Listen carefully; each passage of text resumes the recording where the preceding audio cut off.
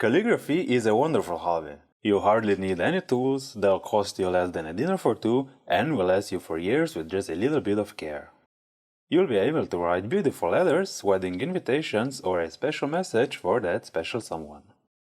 Let's go over the basic tools first, and then I'll show you how to get started.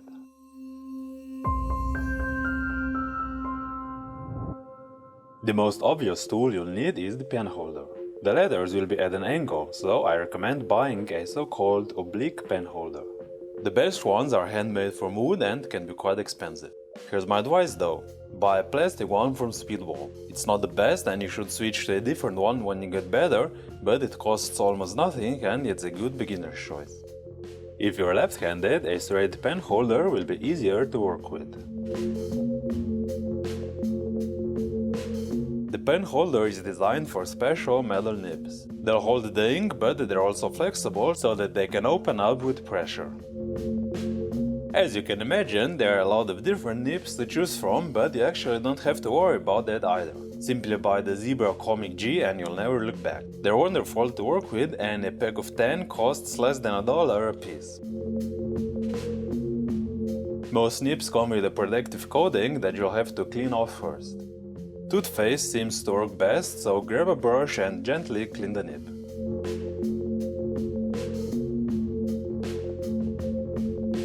Here's an easy way to check if it's clean enough. Dip it fully into the ink.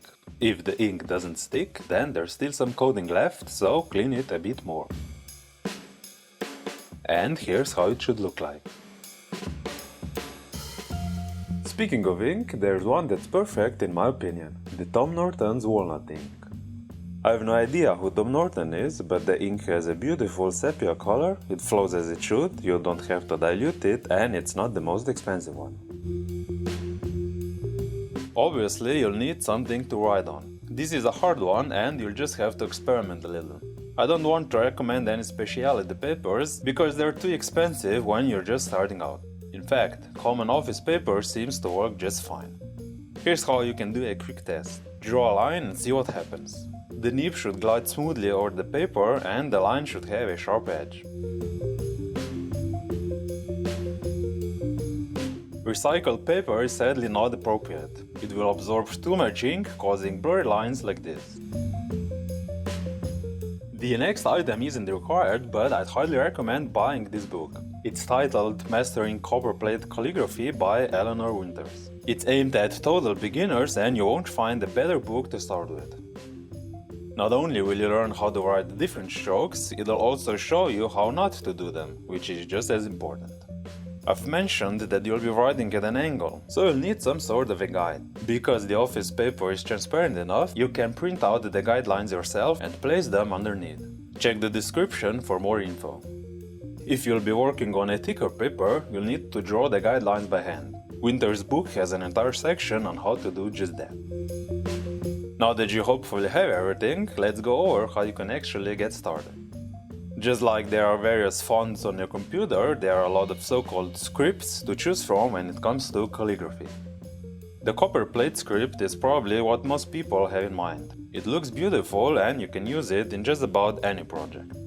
It might look similar to cursive handwriting, but it's actually not written in one go. In fact, most letters require at least 2 or 3 individual strokes.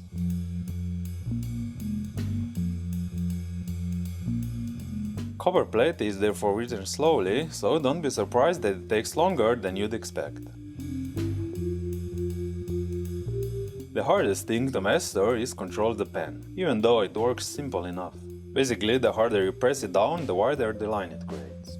There's really only one rule when it comes to copperplate. Whenever the pen is moving upwards, known as an upstroke, it should barely touch the paper. When moving downwards, a downstroke, you should press harder so that the nib opens up and produces a thicker line.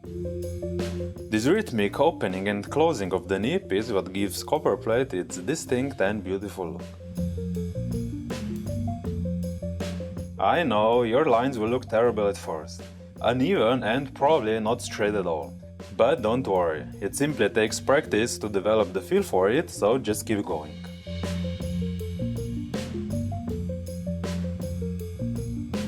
Because every letter is a combination of different strokes, you should spend most of your time learning those basic strokes first.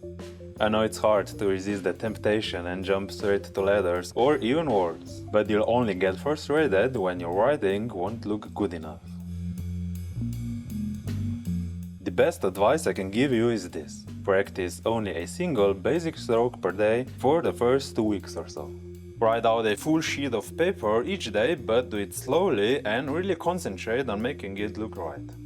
Now, I realize how boring that sounds, believe me, but the basic strokes are the foundation of everything. Then, when you're ready to move on to individual letters, keep doing it the same way. 1 sheet of paper per day is just the right balance before you lose your concentration. I've kept all of my practice sheets and you can clearly see the difference. After 2 months, I was able to write my own wedding invitations, and I'll make a separate video on how to do those as well. Again, it takes time, so don't be discouraged and keep practicing, but force yourself not to rush it. Make every stroke count and better than the last. Keep going, and before long, you won't believe what you'll be able to create. It really is one of the most satisfying hobbies, and one that's available to everybody. As always, let me know if you need help with anything, and until next time, happy writing!